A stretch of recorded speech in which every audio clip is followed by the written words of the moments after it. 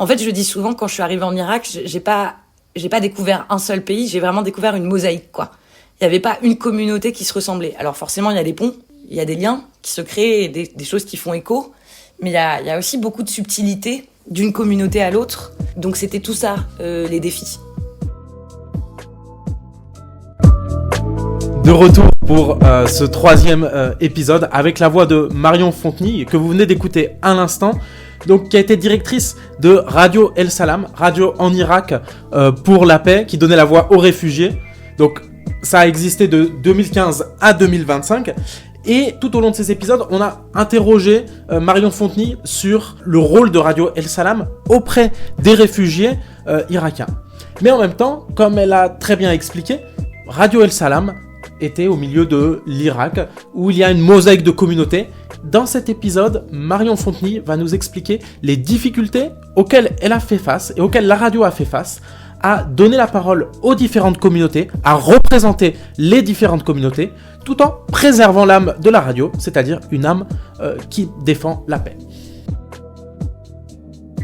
Les premiers défis, surtout le rôle de manager, manager des gens, moi en tant que Française, manager des Irakiens, des Irakiennes, des Syriens, un Iranien, sachant que certains parlaient kurde, d'autres parlaient l'arabe, que notre langue de communication à nous tous c'était l'anglais, mais chacun avec son niveau. Donc il a fallu aussi appréhender l'énergie de groupe, être beaucoup à l'écoute, beaucoup dans l'observation, pas arriver avec des idées toutes faites de journaliste française qui a fait son terrain, mais qui l'a fait en tant que correspondante de médias français.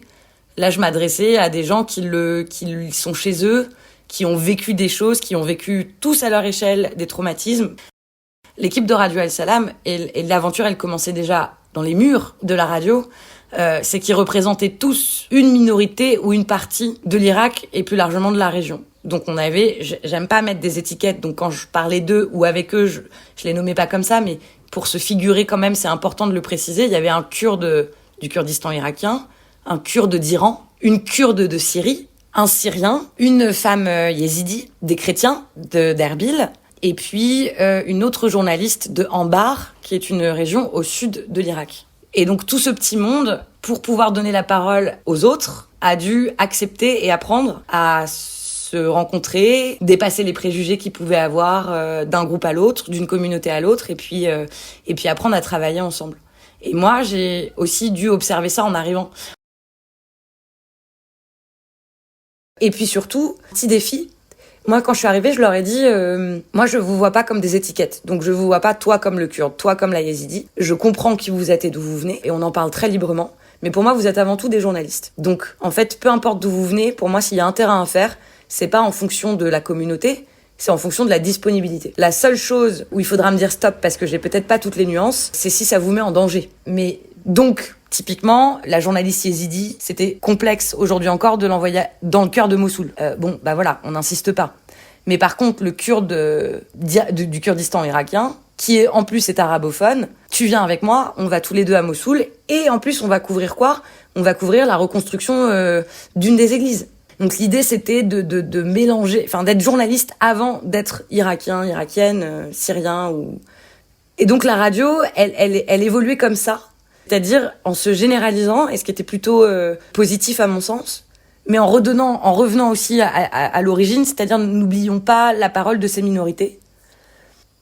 Dans les difficultés, oui, alors très concrètement, par exemple, à un moment, il y avait une rédactrice en chef qui, elle, était libanaise. Avec son époux, ils ont décidé de rentrer vivre au Liban. Donc on a dû se mettre à la recherche d'un nouveau ou d'une nouvelle rédactrice en chef. Et il se trouve qu'après tout un processus de sélection, on a tenté l'aventure avec un Irakien qui ne faisait pas partie de la radio, qui était originaire, lui, de Mossoul. Et puis, en fait, pour la faire courte, au bout de 3 semaines, j'ai dû mettre fin à sa période d'essai. Enfin, au-delà de ce qu'il avait dit pendant les entretiens, mais disons que j'ai pris conscience, moi, que, en effet, faire partie de l'aventure Radio El Salam en tant qu'Irakien, au-delà des belles phrases et des oui, le vivre ensemble, j'y crois, la coexistence, j'y crois. Il faut pas juste y croire et le dire, il faut vraiment le ressentir. Et en fait, ça s'est très mal passé avec l'équipe. C'est-à-dire que, en fait, ils supportaient mal le fait qu'il y ait des femmes et le fait qu'elles aient certaines positions, du fait de l'ancienneté, Donc il supportait pas des critiques bienveillantes pour avancer, il supportait pas les demandes qui venaient de la part de femmes. Il avait beaucoup de mal aussi avec un autre employé du fait de son pays d'origine. Enfin voilà, donc c'était très très compliqué et les 3 semaines qu'il a passées au sein de la radio n'ont jamais été aussi conflictuelles sur mes 2 ans de mission. Donc il a fallu mettre fin très très vite à ce contrat-là parce que je voyais que ça déséquilibrait complètement l'énergie, le bon équilibre du groupe justement.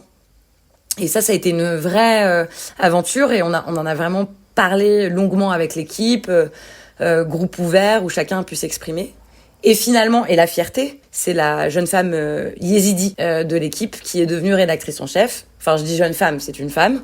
C'était une grande fierté parce qu'elle faisait partie de la radio depuis 9 ans. C'était une des plus anciennes. Elle était extrêmement loyale, très bonne journaliste. C'est quelqu'un qui avait pas forcément confiance en elle, qui était toujours très timide, vraiment pas à se mettre en avant, mais par contre sur le terrain d'une efficacité redoutable et d'une empathie aussi assez bouleversante. Et c'était la fierté, c'était de tendre la main humainement à cette femme-là et de lui dire « je crois en toi » et on croit tous en toi.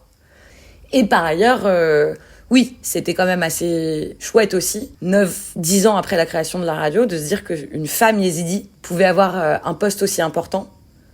C'était au moment des 10 ans, c'était quand même pas mal. Mais il y a une autre question que je me pose depuis le début. Comment intéresser le grand public à une telle radio ? Comment faire en sorte de garder un audimat en parlant de sujets de société ? C'est ce que j'ai demandé à Marion Fontenille, ancienne directrice de Radio El Salam. Alors moi, quand je suis arrivée, la radio, et justement c'était signe que l'Irak, dans son intégralité, était plutôt en phase de reconstruction post-conflit, reconstruction aussi bien matérielle que psychologique, même si évidemment ça reste très très compliqué encore, mais il y avait une envie en tout cas de la part de la population d'aller de l'avant. Et donc ils avaient déjà réfléchi à une nouvelle grille, d'ailleurs après avoir fait une enquête auprès des auditeurs, qui avaient dit « on adore votre mission, on adore vous écouter, mais par pitié, un peu aussi d'émissions un peu plus légères maintenant. Rajoutez-nous des émissions de sport, on adore le foot, on veut suivre, faites-nous comme les autres médias dans le monde, faites-nous des émissions qui suivent les championnats, mettez un peu d'humour, des talk shows, enfin voilà, mettez-nous un peu de légèreté là-dedans. » Donc c'est ce qu'ils ont fait. Et quand je suis arrivée, donc c'était déjà en place et c'était super.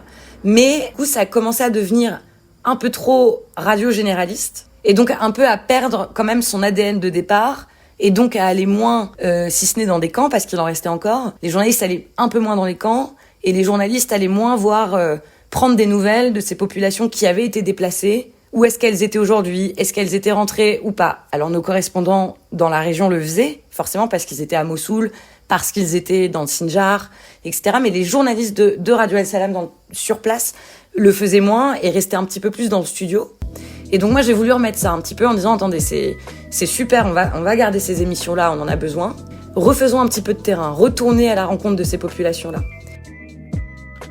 Je vous remercie de votre écoute et retrouvez le prochain épisode avec Marion Fontenille toujours. Et cette fois-ci, on verra comment s'est terminée cette aventure, comment se sont terminés ces 10 ans et quel bilan en tirer. Merci, à bientôt.